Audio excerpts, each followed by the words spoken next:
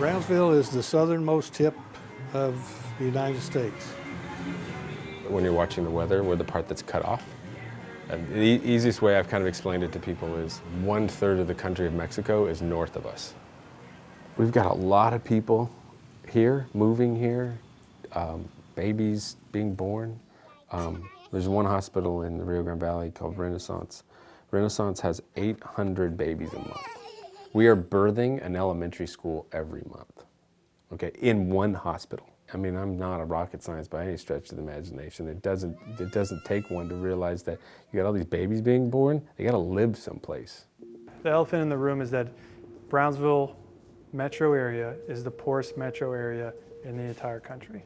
Poverty's climbing in the United States, we're already there. We have a 35% poverty rate, so every third person that you talk to here lives below the federal poverty line. The cycle of poverty is, hey, you came from a family that didn't have, and you don't have, and you won't get it, and you stay there.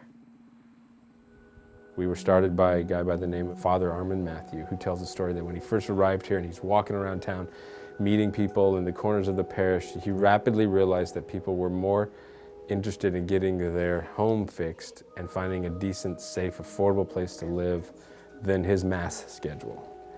And from that, we were created. We're taking people from poverty to actually creating wealth and showing them pathways to create wealth in their own lives. Okay. And we are choosing the construction and the selling of a home to help do that, but it can be done. It can be done in a hospital, it can be done in city government, it can be done, you know what I mean? It can be done in many, many different ways. It makes business sense to teach and to reach out to our community because they can become our customer. And so that's, at the end of the day, of course, that's what I would want.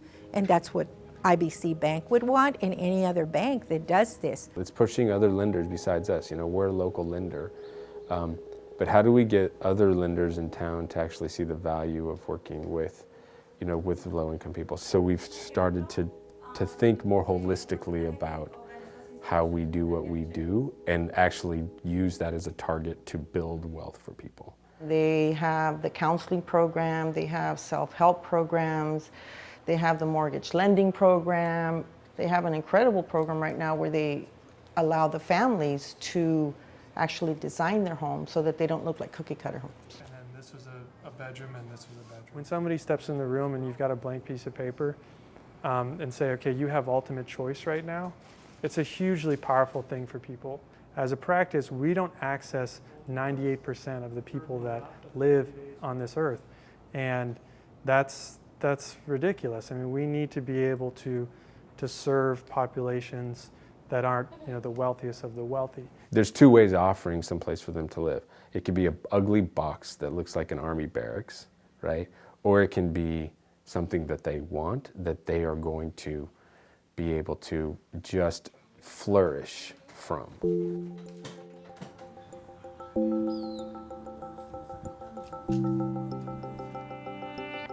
The first house that came in, it was kind of, even my subcontractors, they were kind of saying, what's going on, something different. Part of this was like, how do we push new design and new technology in that design? How do we get those subcontractors that we work with now to learn how to use that new technology? Because when those kind of things, those kind of trends do arrive here, then these guys, these small builders that work with us, these locally owned, minority owned businesses that work with us, they go, oh, I know how to do that.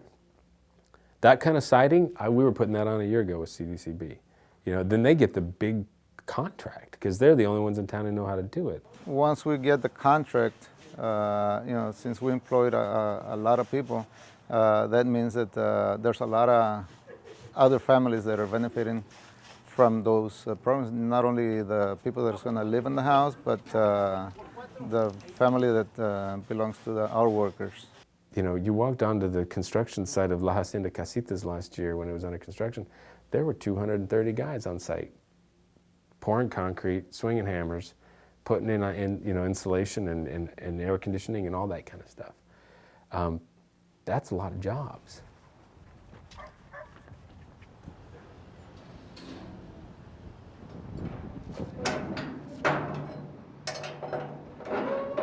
We are at a Clavo Lumber. We're a lumber yard, basically. We deliver lumber material for new constructions, rebars. We do sheetrock, we do insulation, we do interior door packages, and we do interior door hardware.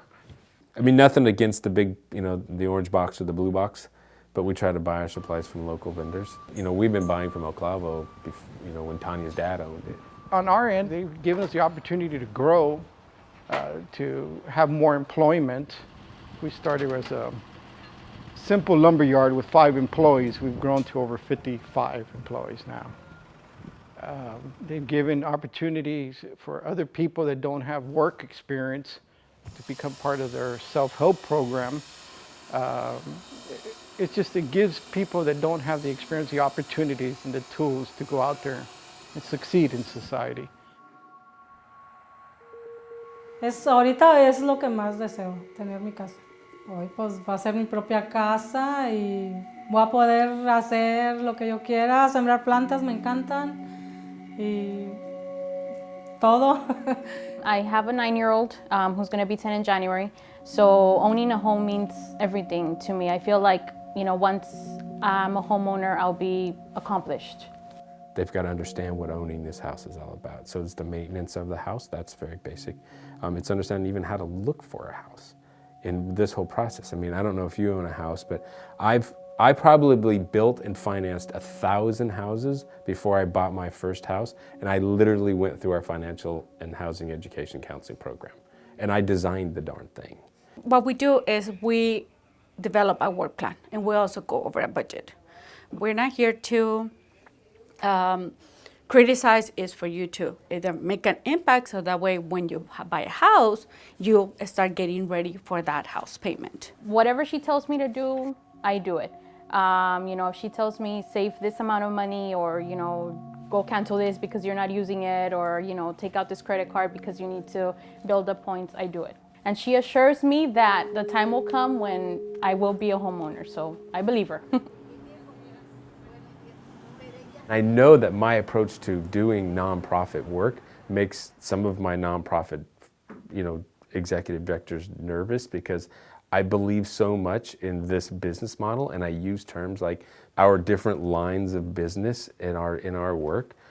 I have to sometimes go up the income scale to earn some money so that I can reinvest that back down, but into lower income folks. But we've earned that money to do that. This mission that we have with the CDCB is very, very important to change our community and our community's behavior. If we want to grow and if we want to take it to a different level, we have to train, to give this knowledge to the individuals so that they can make better decisions.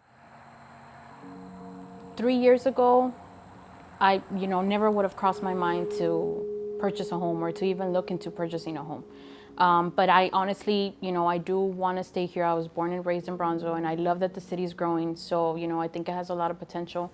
Nick and the team at CDCB really are going way above and beyond what a normal development company would be doing. But he gets it, and CDCB gets it, and they recognize the other partners that they need to bring in, and they're really good at doing that. The partnership that Nick and Gloria has provided for us is just helping us reach a higher level of communication with our community.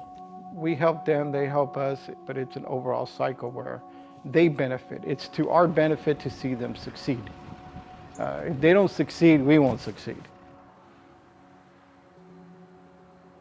Para mí es muy importante, me hace que me den más ganas de seguir adelante.